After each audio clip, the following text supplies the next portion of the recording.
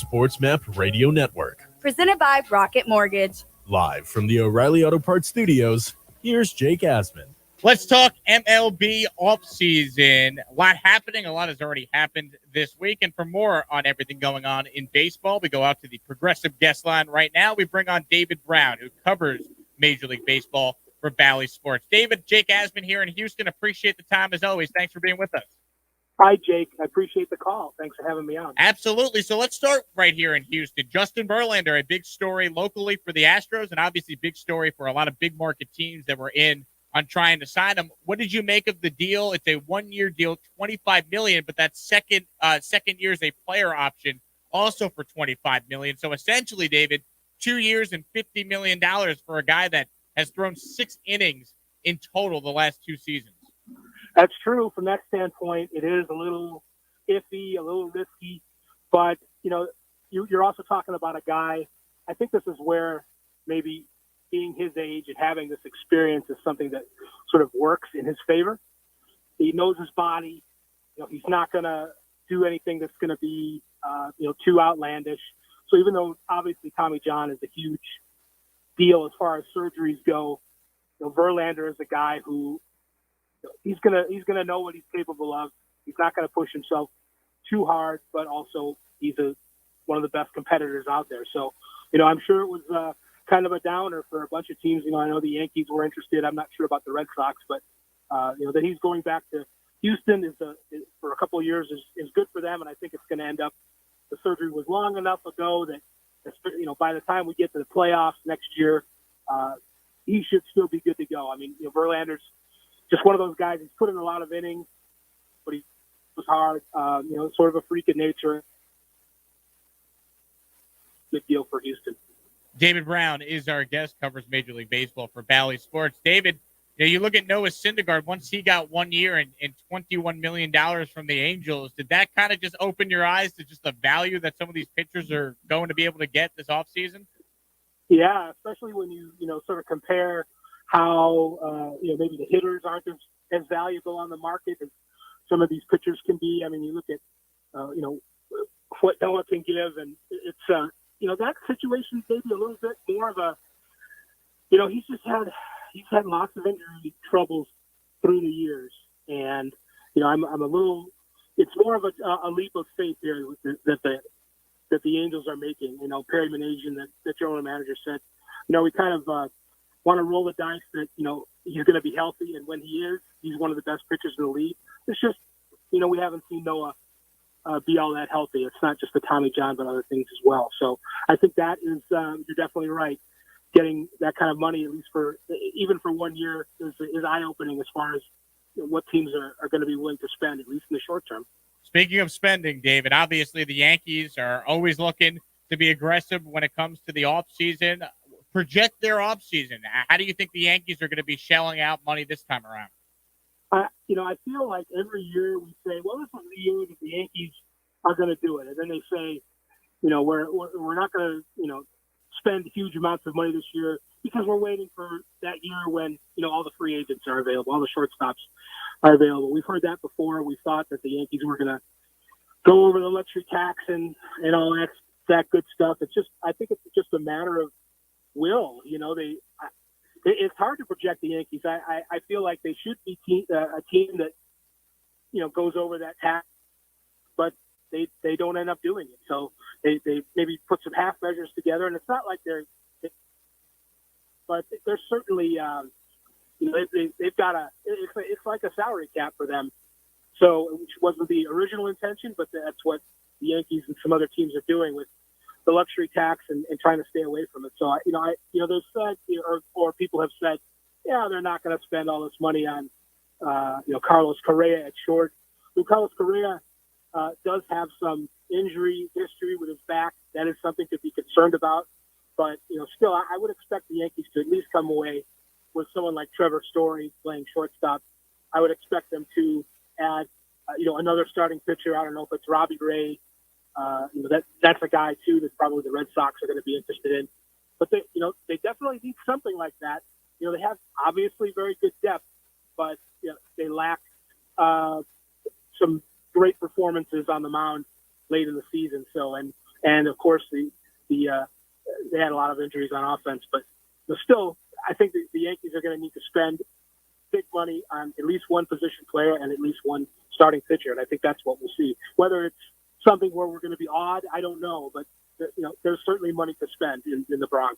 What do you think about Corey Seager? Just because I know the Yankees want a left-handed bat in their lineup, and obviously, with Correa, you got the Astros ties, and his comments about Derek Jeter, I'm sure, didn't exactly help. So do you think Corey Seager could make some sense if the Yankees want to give out a long-term deal to one of these shortstops? Kind of a sideline for a second. That was the Correa stuff about saying those things about Jeter. I don't know why he would sort of put some possible deals in jeopardy. He was even linked to Miami in the offseason, and that's certainly not going to help. But anyway, I think Seager is ideal, but I'm not sure if Seager is going to want to switch coasts. So I think we'll see how the market goes. I was thinking that Seager was more likely to be staying with the Dodgers. I think that's probably still possible. They got, of course, Trey Turner could play short too, and the Angels are interested in the shortstop and improving there as well. I think they're trying to sort of play that close to the vest. The Yankees obviously could afford Seager. He's probably their number one guy for that, but we'll see if he wants to go there. David Brown covers MLB for Ballys Sports, joining us here on our progressive guest line. Another name I keep hearing as a guy that could get traded is Olson from the Oakland A's, a guy that's coming up just a monster season playing first base. Is that a guy that you expect to be moved? I know the Yankees are certainly one of the teams rumored to be trying to acquire his services.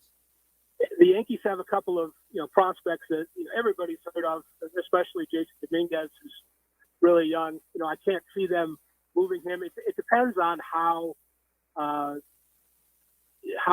the A's want to go after this. They're obviously going to be in a mood for paring down salary. We've already seen that with the other minor moves that they've made and some moves that they haven't made. They're indicating that they're definitely in a mood to reshape the roster while they also figure out where they're going to be playing games. I don't think we're going to see another one of those deals where somebody's best two prospects go for, an all-star, a power hitter. I just don't see the market as kind of being that way anymore. I don't know that they're going to be able to get that. If they're going to be able to settle for other good prospects, and the Yankees have plenty of them, I certainly could see, that would be a match made in heaven, having Matt Olson, that left-handed bat in Yankee Stadium. So I think it's still possible, maybe not 100% likely, but the Yankees and Matt Olson seem like a good marriage if they can come up with a decent trade offer. Now, David, one thing to talk about with baseball is just the fact that the CBA expires on December 1st, and without a deal coming up, it seems like we could be headed for some sort of of a lockout for at least however long it lasts. Are you fully expecting the lockout to one happen, and then two, if it does happen, are you expecting this to be like a couple months that actually could trickle into the start of the year? Like, what are you hearing about just the timeline for all this? Well, I wish I could look into the future that well, because I have some of the same questions. I hear what other people hear, that the owners are committed to a point of doing this just to sort of advance the ball. And it's true that negotiations like this sort of need a lockout or a strike, or certainly the threat of losing games to sort of get the things across the finish line. So yeah, it's going to happen. I think that's why we've seen some deals so far, and we'll see more before the second or whichever the first week of December is. Lockout. I think we will definitely see it. How long it will last, I don't see it eating into spring training, but I don't know how, as far as the leverage goes, we don't see at least the threat of that. It could be a very ugly sounding winter. I don't know if we're going to actually see any loss of games, either in spring training or a delay to the season, like slightly like we had the last time there was a lockout 30 years ago or so. I don't think it's going to kill the season like the 94 strike, but I think it's going to be kind of a melancholy winter after these first few days of signings and trades until the December lockout period begins when the CBA expires. David, you mentioned some guys potentially signing between now and December 1st. I mean, who are some of the guys that you would expect to possibly get some deals done before a potential lockout would start? Well, I wouldn't be surprised if this Matt Olson trade, wherever it goes, I think that's probably going to be the biggest one that happens. I think there'll be other things that, Kyle Schwarber's going to sign. I think it's just a matter of, how many suitors, and he had such a really good year last year. He's probably on the verge of doing that. So, I don't know if Correa is or not, but he's, kind of risking, there's certainly something to be said for, getting your money now. But, if he really does want $300 million, that might drag out until after the fact. So one guy I don't see signing necessarily is him, but that certainly could be a risk on his part, considering what's at stake when, nobody can sign when there's a lockout. So, is Correa the guy that you think gets the biggest contract? Is he the number one free agent this offseason? Yeah, I think so. I think, like I said before, with his back, there's probably a concern about, a long-term health issue. But at the same time, he's definitely the best player. I mean, he proved it this year. He's the best on defense and one of the best on offense. Seager might have a little bit of a better back, but he's a great player on both sides of the ball. So yeah, I think he's going to get most of his money. How about this for a question? How about a couple of mystery teams that you could see being very aggressive this winter?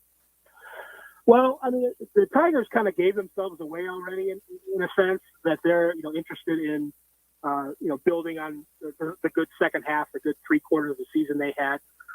If the market isn't quite as huge for Correa, I could still see a reunion with him going to the Tigers with AJ Hinch, the manager. And the White Sox have been quiet, but also the vibes that I've been getting from them, I guess it isn't that big a deal to say it'd be a surprise, but Joey Reinsberg's getting older and getting to his mid-80s. I think it might matter a little less to him to give those extra big contracts out because he doesn't have that. I don't want to sound morbid, but he's not going to be able to take it with him. So I think the White Sox are on the verge of being a team that could compete for the World Series. So I could see them making a big splash. They're not going to do Correa or anybody like that, but they might sign Michael Conforto, or they might somebody like that going to the White Sox, or a pitcher. They're probably going to need at least one more, especially if they don't bring back Carlos Rodon, depending on the market for him. So there's a team I think that's going to make a big splash. Finally, David, with all the MLB awards out, did anything surprise you? Did the writers get any of the guys that ended up winning wrong? I don't think there was anything that was wrong. I was, I sort of have been. We've had the Atlanta Braves here in the playoffs doing great things, but I think maybe if the writers who voted for Manager of the Year and Executive of the Year had it to do over again, I think what the Braves did even before the World Series was impressive enough that, especially with the issues they had with their health and the moves that Alex Anthopoulos made. I mean, people don't really care that much about the GM of the Year award, but I think he deserved it for what happened in the regular season. And I think it was apparent, after we got to spend all that time with the Braves in the postseason, just what a great job that Snitker did as a manager. So those weren't surprises necessarily, but I think that if they had to do it over again, even for the regular season, those guys probably should have come away with an award. As far as the players go, I think they pretty much got it right. David, really appreciate the time, man. Thanks so much for a couple minutes here, and I'd love to get you on again soon. You're welcome. Have a good weekend. David Brown joining us there, covers Major League Baseball for Ballys Sports. You can follow him on Twitter at AnswerDave. We'll take our final break of today's program. Jake Asman hanging out with you for a few more minutes right here, coast to coast on SportsMap Radio affiliates nationwide. Biggs and Balzer. There's something about sports, Jeff, that sets people off on a